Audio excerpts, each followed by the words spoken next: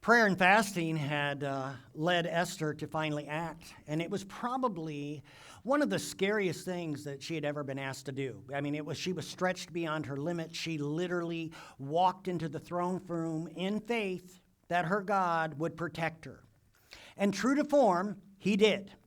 And so she hosted a gathering for her husband, the king, and her enemy, who had put forth a date for all of the Jews to be killed, with almost like a tease of something that there's something more to come. She never spoke in that first banquet as to what her intentions truly were. It was simply a request for both of them to enjoy the meal and then show up the next day, and she would reveal her heart. In the meantime, there was another puzzle piece that was so important that was about to be snapped together, a puzzle piece that she didn't even or was even aware of. You see, God was in the moment, I want us to hear this, of the waiting. He was in the moments of her waiting because timing was everything. Much the same for us. You know, the things that we wrestle with, the things that we are desperate to see an answer given. And yes, even where we're praying for situations to be turned around many times, let's be honest, those don't happen in our time frame, ever. God is more often than not working many, many different situations about what his plan is. And so there is power in our willingness to wait. And we have to be obedient in such waiting. For we know many times we have our own set agenda of how well we want to see it go down this way. And this is particularly true when it's with that of again a difficult confrontation. The reliance, however, of what God is doing behind the scenes must always be waited upon so that the impact of what he wants to accomplish through that conversation is dealt with. I remember specifically a time that I had such a talk of monumental consequences that was needed. Like I had to have this conversation. And everything within me was, we're going to do it now. And I'm going to force the situation right now. And the Lord was, you wait. And so I did. And so actually, for probably 7 to 8 months, I prayed every day over this person and the circumstance and asking him to show me when the door was open to finally have that dialogue. And when it finally came, I need to say I was just as surprised as the individual. I mean, I had been waiting for 7 to 8 months and it had been silence. And so all of a sudden it was like, oh, well, here we go. I guess this is it. And you see, there had been such silence in this area that I just never expected it to come. It wasn't that I didn't believe that God was going to answer that prayer because I was still praying that, but I was surprised when it hit. But you see, God was working in them to ready them to even be willing to listen to what I needed to talk about. Otherwise, if I would have pushed it, it would have been pearls before swine because they would have never received it and they would have never embraced it and they would have never even been potential to step back and say, I wonder if there's some truth to any of this. See, this individual would have accepted it, and the reality was I had one chance. I had one chance for such a tough dialogue. Look, you may be struggling with something or someone in particular right now, and you want to speak to them, and it is simply not coming together, right? It's just not happening. Don't push your hand. Do not. Wait on the Lord's timing. And through that waiting, continue to pray for this situation and pray over that person and seek Jesus as what does he want from you in the middle of all of this? For he is, I want us to be assured, he is busy working even right now, although you may not necessarily see it. And so when the timing comes that conversation or that tough stance that you need to take, that will be perfect timing for him because he's lining up everything for such a time as that. And so Esther, she seemingly stalled with her request. But you see, there was more at hand. As I alluded to, there was a significant puzzle piece that she didn't even know about that needed to be revealed. Haman's emotions and behavior would need to be front and center. And to turn things on its head for the outcome of saving the Jewish people through the provinces, there had to be exposure. And oh, let me tell you, it was about to happen. You see, filled with pride, after having been invited to such a private dinner with the queen and with the king, I mean, this would have been like a really important thing that he would have been invited to. It meant nothing at all to Haman as he left the palace, and lo and behold, there was Mordecai who would not bow when he walked beside him to honor him. And he hated Mordecai the Jew. That's what he would call him, is Mordecai the Jew, which sounds so awful, doesn't it? And he was all encompassing that hatred. But more importantly, his arrogance had become blinding to what was happening. And so he returned home and he told the family all about this phenomenal banquet and how the queen herself has requested me and the king to come back tomorrow for part 2 of a tremendous meal. But all of this, he said, it means nothing to me because Mordecai will not bow. And so as he talked with his family, a scheme was hatched to kill Mordecai, to impale him. And the next day, as he had on his own property a pole erected to do just that and take Mordecai out for good. But that one puzzle piece was required still to be found. And you know, if the book of Esther shows us anything, it's that God manages the affairs of humankind so many times, all of the time, even without their knowledge. Well, this puzzle piece came to light as King Xerxes, that night, he couldn't sleep. He had thwarted, tossing and turning his finally summoned an aide to bring him a book of the record of his reign to read. I mean, certainly a history book would make him drowsy, must have been his thought. And so as the accounts were read aloud to him, the story, all of a sudden, of Mordecai came to light. Mordecai, a few years earlier, as we read about when we first opened this series, he had thwarted a conspiracy to kill the king, and it was revealed to his attendants, and they then went to the king and exposed the plot. And through all of that, those men that were going to kill him, the king, they were taken out. But what was discovered was, through that moment, Mordecai had never been honored at all for such a noble case, such a noble cause. Well, it was about that time that it was daybreak. And he looked out, or he said to his attendant, hey, look out and see who's in the courtyard for me. And it was none other than Haman, who had come early to speak with the king about his intentions of killing Mordecai. Ironic, right? Summoned to the king, Xerxes asked, well, you know what? How should a man honor someone whom the king delights in? This is what Xerxes said. What would you do, Haman, if you were me? How would you honor someone? And Haman, so full of himself, thought, well, certainly this is me that you're talking about. I mean, why wouldn't it be, since he had been invited to the banquets and he had been given that ring of the king to institute laws? And so his answer was absolutely ridiculous and showed how he himself wanted to be treated. And he said, well, you know, if I were you, I would go and take one of your royal robes and I would put this on this individual, and then I would get out one of your horses from war and put on the full regalia, and then have this individual sit on top of your horse in your robe, and then have someone walk ahead of them through the streets of the city proclaiming that this is how the king honors them of who he takes delight. And here came the burn that was shocking. Great idea, Xerxes said. I want you to do this for Mordecai. I love it.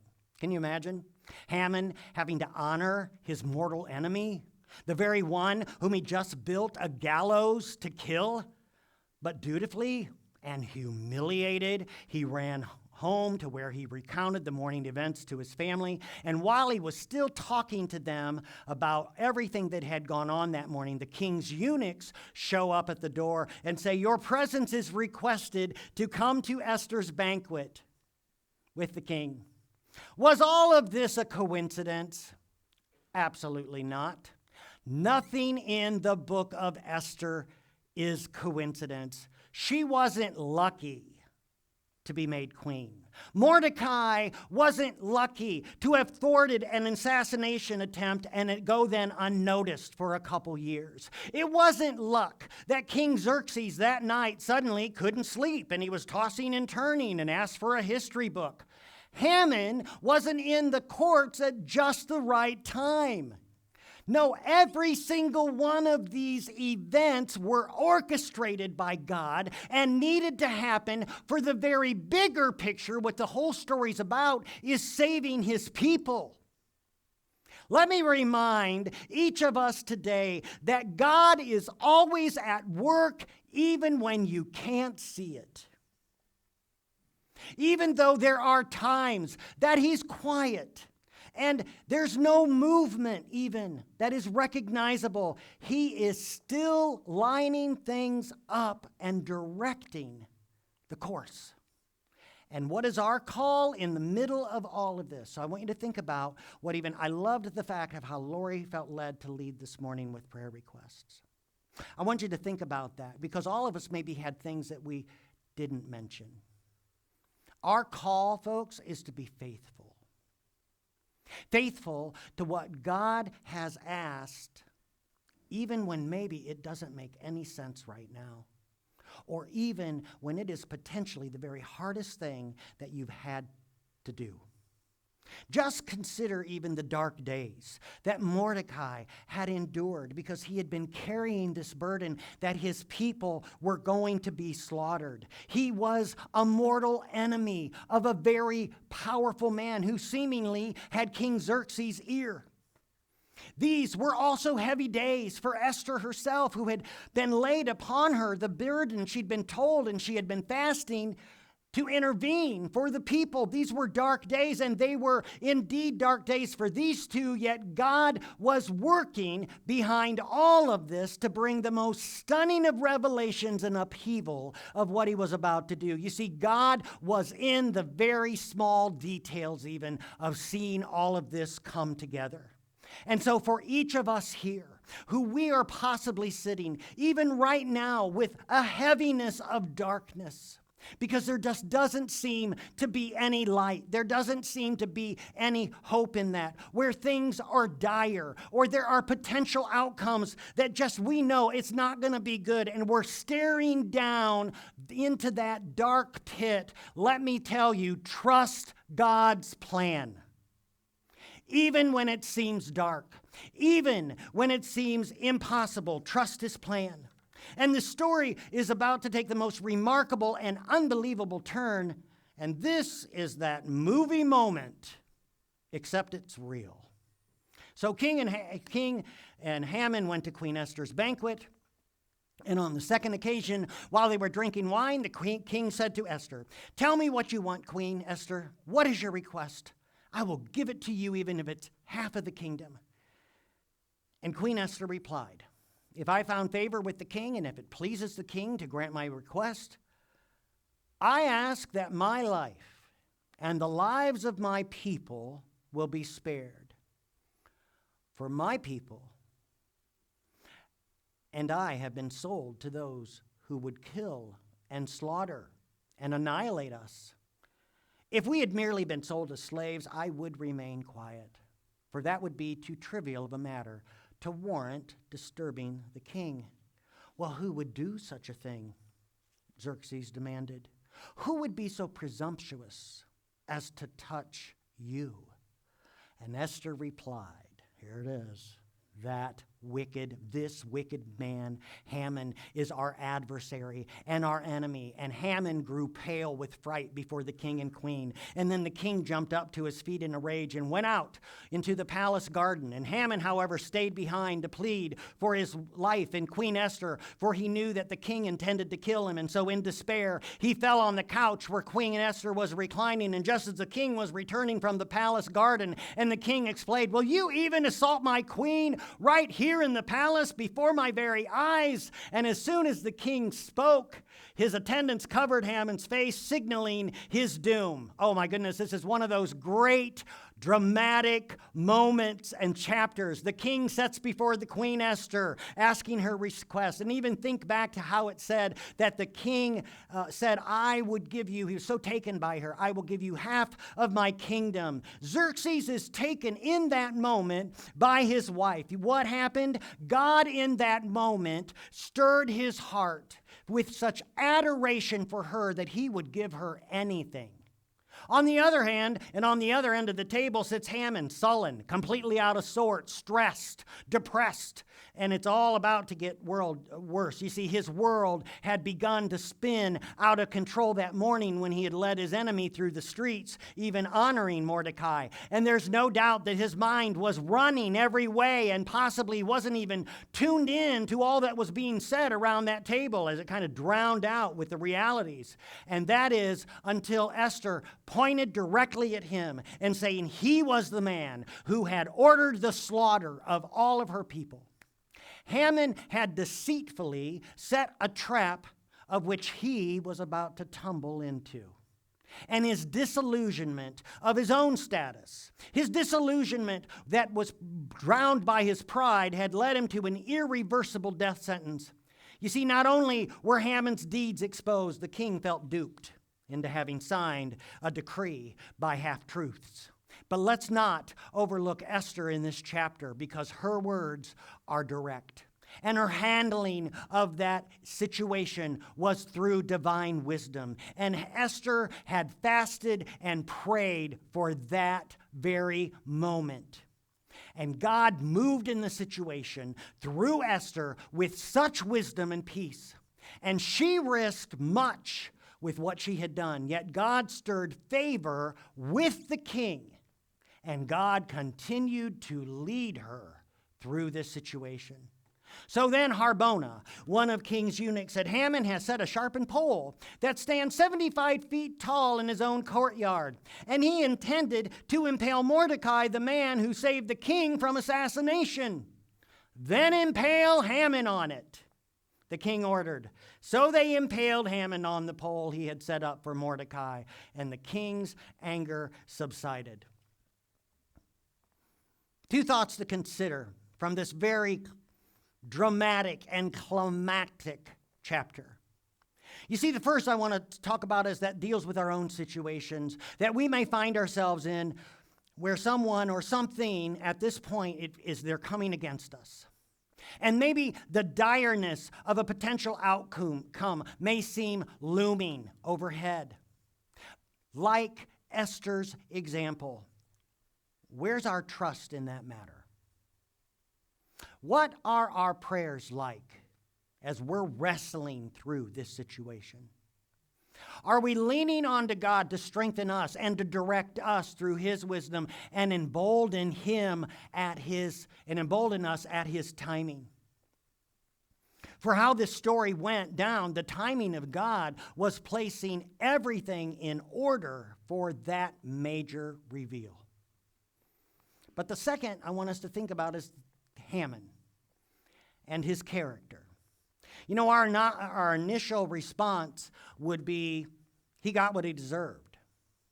And I mean, every story needs a villain, right? And when that villain finally gets what they've coming to them, we love it. I love it when I've been watching some series on Netflix that has dragged out, and at the end, finally, even at the very last few minutes, that villain gets taken down. And so, yes, he did get what he deserved. And yes, God did have the last word. But another question to consider is, how much of Haman is in me? Do I attempt to control other people? Am I so self-consumed with situations that I myself am now feeling underappreciated? Have I grown arrogant to where I strike out when my pride has been wounded? Such attitudes are sinful. These are sinful attitudes of control and selfishness and arrogance, and they're destructive. And sadly, many times we justify this due to whatever the conflict is, whatever we're facing. But the reality is our own downfall will come if we don't confess before the very just God of what we're struggling with and seeking forgiveness. If there are parts of Haman in us, which I think we wrestle with that from time to time, it's not right. And God is seeking for us to be made right with him through this. So if you're holding on to control or of selfishness as taking your thoughts, your behavior, your selfishness is affecting your relationships, if your arrogance has grown front and center, take note. God will in time deal with us just like he did with Haman. And why is that? Because he loves us. And because he wants to bring us into the right relationship with him. He doesn't want to see us continue to live with such behavior. You know, David wrote in Psalm 7, I come to you for protection. O Lord my God, save me from my persecutors. Rescue me. For God is my shield in saving those whose heart are true and right. And the wicked conceive evil, and they're pregnant with trouble, and they give birth to lies, and they dig deep pit to trap others, then fall into it themselves. And the trouble they have for others backfires on them. This violence that they plan falls on their own heads. So I will thank God because he is just, and I will sing praise in the name of the Lord Most High. In this is such a great psalm here. David is crying out with the direness of some situation that he is facing. And hear this, if you look through this and you read the whole thing, in this, he is talking about the problems that are coming his way. But what else is he doing? He's surrendering himself before God. He was honest and he was straightforward. And he also, I think this is interesting, he praised God before the answer was even given. Well, Haman, impaled on the gallows he'd built for Mordecai, still left a problem. You see, the edict of the slaughter of the Jews was in place, gone out to all 120 provinces. And according to Persian rule, no law could ever be revoked. But God even had a plan with this in tying up the loose ends so his people would be spared. So, on that same day, Xerxes gave the property of Haman, the enemy of the Jews, to Queen Esther. Isn't that ironic? And then Mordecai was brought before the king, for Esther had told the king how they were related. And the king took off his signet ring, which he had taken back from Haman, and he gave it to Mordecai. And Esther appointed Mordecai to be in charge of Haman's property. And then Esther went again before the king, and falling down at his feet and begging him with tears to stop the evil plot devised by Haman the Agagite against the Jews. And again the king held out the gold scepter to Esther, and she rose and stood before him. And Esther said, if it please the king, and if I have found favor with him, and if he thinks it's right, and if I am pleasing to him, let there be a decree that reverses the order of Haman's son, of Hammedatha the Agagite, who ordered that Jews throughout all of the king's provinces should be destroyed. For how can I endure to see my people and my family slaughtered and destroyed? And King Xerxes said to Queen Esther and Mordecai the Jew, I have given Esther the property of Haman, and he has been impaled on a pole because he tried to destroy the Jews. So now go ahead and send a message to the Jews in the king's name, and tell them whatever you want, and seal it with the king's signet ring. But remember that whatever has been written in the king's name and sealed with his signet ring can never be revoked. And so on June 25th, The king's secretaries, they were all summoned, and a decree was written exactly as Mordecai dictated. And he was sent to the Jews and the highest officers, the governors, the nobles of all the 127 provinces stretching from India to Ethiopia. And the decree was written in the scripts and the languages of the peoples of the empires, including all of the Jews. And that decree was written in the name of King Xerxes and was sealed with the king's signet ring. And Mordecai sent his dispatches by swift messengers who rode fast horses, especially bred for the king's service. And the king's decree gave the Jews in every city authority to unite and defend their lives. They were allowed to kill and slaughter and annihilate anyone of any nationality or province who might attack them or their children and wives and take the property of their enemies. And that day chosen for this event throughout all of the provinces of King Xerxes was March 7th, the very next year. In one of the most surprising turnarounds, not only is Mordecai elevated in the government to which would be what we would call today that of a prime minister, the Jewish people were all saved, which was God's plan to begin with, the greater picture. And God had the final word, even when it was so dark, and even when the depression had come in, and even when they were in mourning. God still had the final word, because he always does. Always. Even when we don't see how this is possible. And let me tell you, God is the problem solver, not us. He is your problem solver, folks, whatever you're wrestling through now, not you.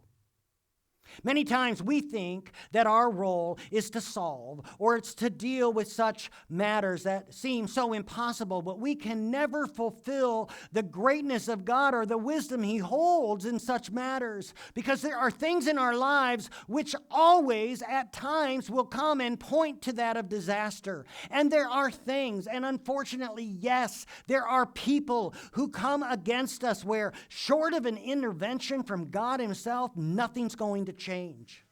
And although the book of Esther isn't finished yet, we see how she and Mordecai relied again and again on the timing of God, and they moved when they were told to do so. They never once through this storyline took things into their own hands. One of the most fascinating things about this book of Esther that is going to sound completely bizarre to you. God's name is never mentioned once in this book. Not once. And yet, he's all over it.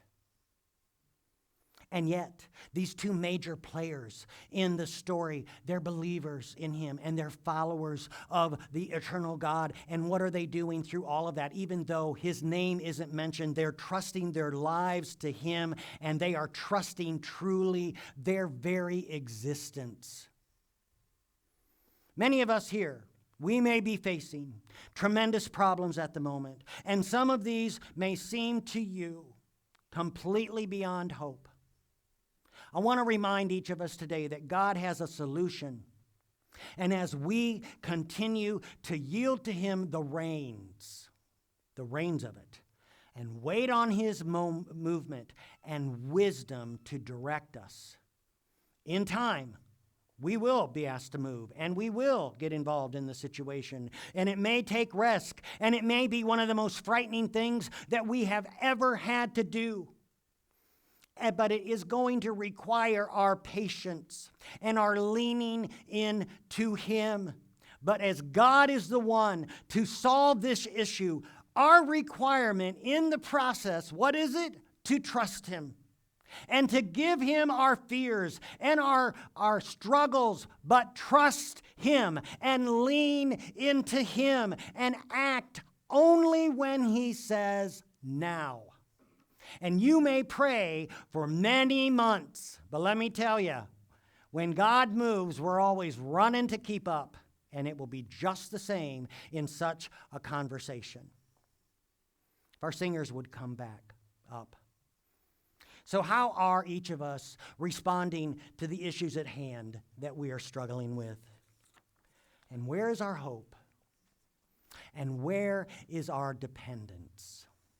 Is there a place today that he is asking of us to surrender our will once again to him